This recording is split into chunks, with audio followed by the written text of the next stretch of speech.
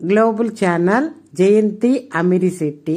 దీన్ని తుంగ అంటారు, లేకుంటే జనపనార అంటారు. ఇది ఇప్పుడు సాంబుడు కడుపుతో ఉన్నాడని చెప్పి ఋషులు శాపం, యాదవ వంశం నాశనం అయిపోద్దని శాపం ఇచ్చినప్పుడు లోపల నుంచి రోకలు పుట్టద్దు కదా, అది సాది సముద్రంలో వేస్తే దాంట్లో నుంచి ఈ తుంగపోయి ఈ చనువు పుట్టింది.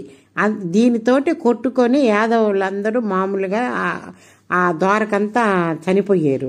అప్పటి నుంచి దీంతో ఎవరు జను పూజకు ఉపయోగించరు. చల్లగా ఉంటుందని, ఎండాకాలం చల్లగా కూలింగ్ లాగా ఉంటుందని చాలామంది పూర్వకాలంలో కప్పేసుకొని ఇల్లు కట్టుకునేవాళ్ళు.